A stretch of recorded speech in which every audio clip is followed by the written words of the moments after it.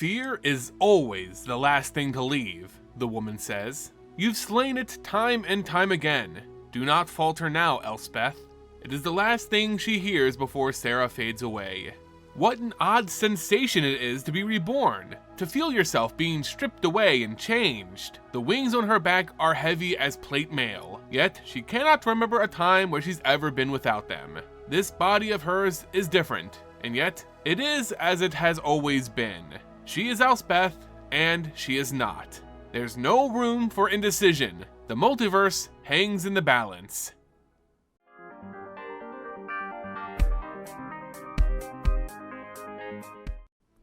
Hey everyone, and welcome back to the Ether Hub. I'm Simon, bringing you more Magic the Gathering lore. Today, we continue the story of March of the Machine, the latest set in MTG that's changing everything we know about this game's lore. Previously in the story, which you can find linked on your screen now or in the description below, we return to the plane of Eldraine, a whimsical world lost in the thralls of a Phyrexian invasion.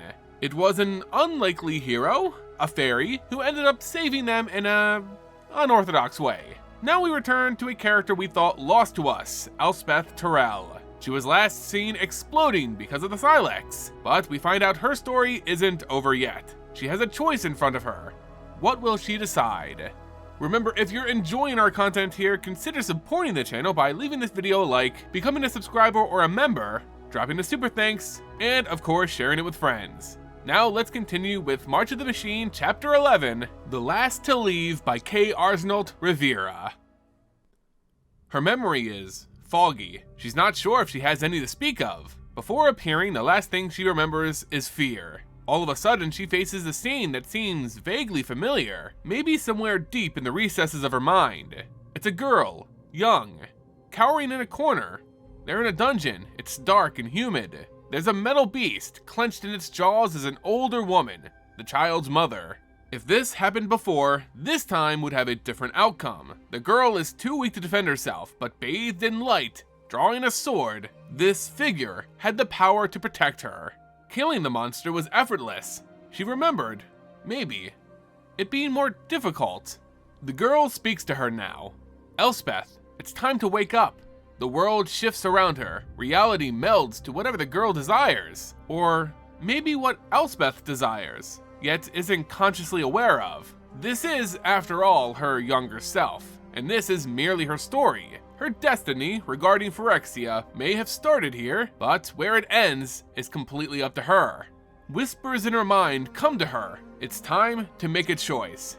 She has the power now to change fate, but the choice can only be made once. And only choosing correctly would change the course of this war.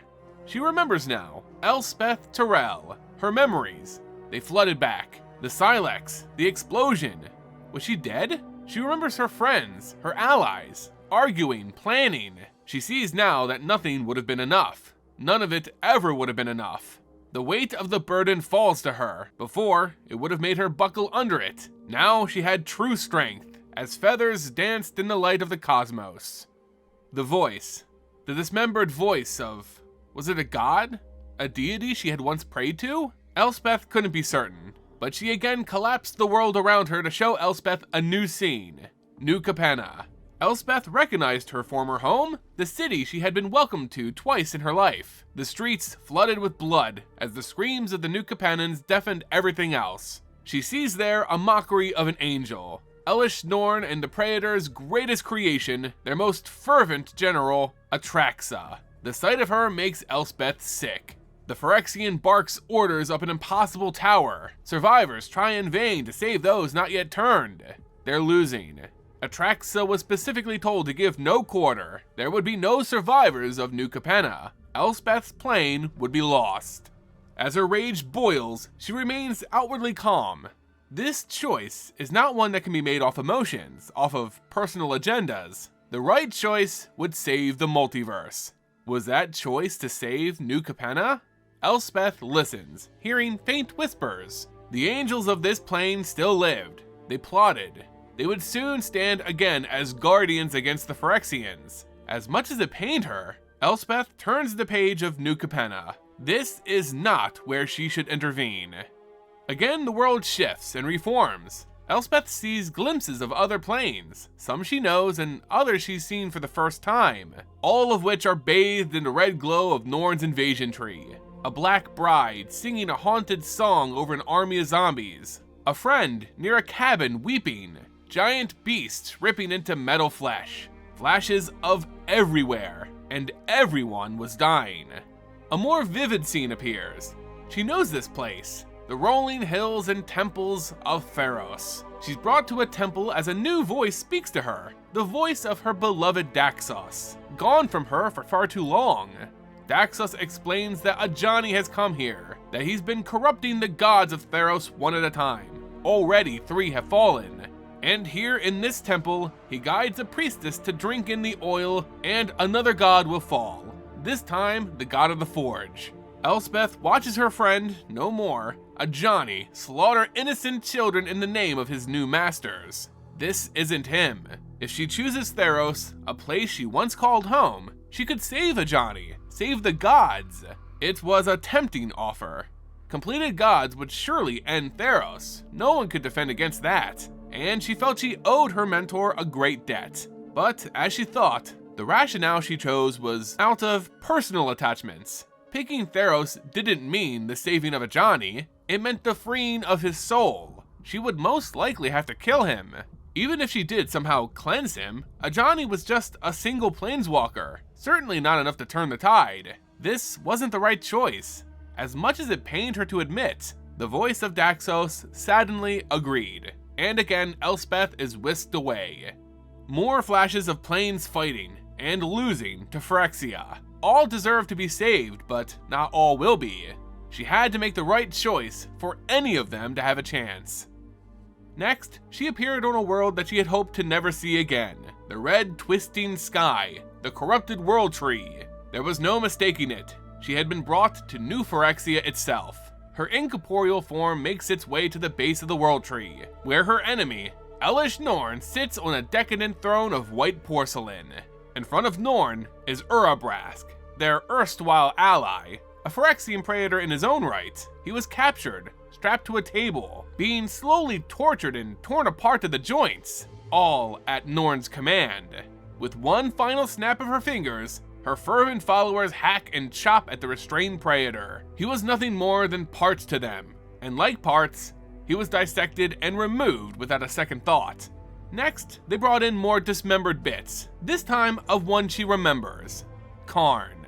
Elspeth's shocked the golem still lives, his eyes faintly glowing with light, but with pain overtaking any other expression. Norn is celebrating, bathing in her victory. Elspeth slowly removes her sword. The voice of the magical woman guiding her warns the eager fighter that the wrong choice will ensure their defeat. She must think. What is the goal? What is the purpose of the gift she is about to receive? Killing Elesh Norn, right? That had to be the answer. This all can stop with her death. But she again thinks. Phyrexia is guided by her hand, but it exists outside of her. The spirit guiding Elspeth through her transformation is revealed to be Sarah, a planeswalker of the past who had once created her own realm, a world of angels, which left her blinded to the greater multiverse outside. She tells her of a story, her story, how a powerful wizard visited her seeking aid, how what followed that wizard was the doom of everything she knew. It was this, not Elesh Norn, but Phyrexia. It rose again without her, their mother of machines, and it would again. A new god of machines would simply take her place. This threat isn't carried by Elesh Norn alone. She believes it begins and ends with her, but she's wrong. Killing her will not end this. Before the mother of machines, Mirren survivors are shackled and beaten. She announces their impending gift, a mercy that Phyrexia bestows to all. Among the rabble, 3 others are brought. Planeswalkers, friends, Koth, Chandra, and Ren, all bleeding, beaten, with Ren missing her treefolk companion. Karn lets out a soft groan. The Mirren resistance will end here. What was left of Mirrodin will die here. A completed Nissa then floats in, exclaiming her contempt and pity for these traitors.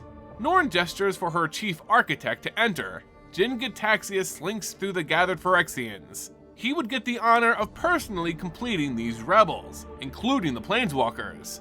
Time stops. Elspeth hopes to see Teferi, staff in hand, coming to their rescue. But hope is a lost luxury on New Phyrexia. The spirit speaks to her again. It's time to choose. Still, her mind thinks of Norn, anger driving her decision. But as time slowly progresses, she sees a shining angelic figure coalescing between Jin-Gitaxias and Koth, the Praetor's first target. It's her. Time is catching up. What is her choice? It is not anger or revenge that will save the multiverse. It is benevolence. It is helping the weak. It is saving others. In the standing nothingness, focus is sharpened. The figures are fuzzy, but two stand out. The Dryad Ren and the completed Nissa Ravane. But why? Are they important? Are they the major players in all of this? Ren's face is desperate. She reaches for the World Tree, knowing she'll fail. And why Nissa? She was already gone, lost to Norn. A loose, spectral thread tied these two together. She sees now what must be done. Nissa isn't to be saved, but distracted. Ren must be free to meld with the invasion tree. That is the answer. When a limb has gone rotten, it must be removed. Ren had told her that once. And now, this was her choice. The voice she had listened to throughout this journey melds into a cacophony of all of those who she had loved. Her mother, Daxos, Ajani. All her life, she's been asleep. It's time to wake up. Time to become what she's always meant to be. Jin-Gitaxias raises his claw. Elspeth's sword is there to meet it. Wow guys, and there you have it, the latest story in March of the Machine. We all know what's coming, and I don't want to brag, but I already called it. And that's Elspeth becoming who she was always meant to be, Elspeth being reborn as an angel. And in doing so, carrying on the fight and finally stopping the Phyrexians. Or at least we hope. This was an interesting journey, as she sees all the places we have seen in this story, and she agonizes over which one she should save. In the end, she knows all lives are worth saving, but she can only make a single choice, and she chooses to return to New Phyrexia. Not to kill Elish Norn specifically, but to ensure that Ren can take down the invasion tree, the rotten limb of the multiverse. Now, it was super interesting to see Elspeth go through this journey being guided by Sarah. Sarah and Elspeth have a lot of parallels when it comes to their character design, and people have already felt that Sarah was technically the first angelic planeswalker, even though she wasn't really an angel. She just simply created angels all the time because she was a pre-mini planeswalker with that kind of power. But I guess it is fitting that Sarah be the one that guides Elspeth through this transformation.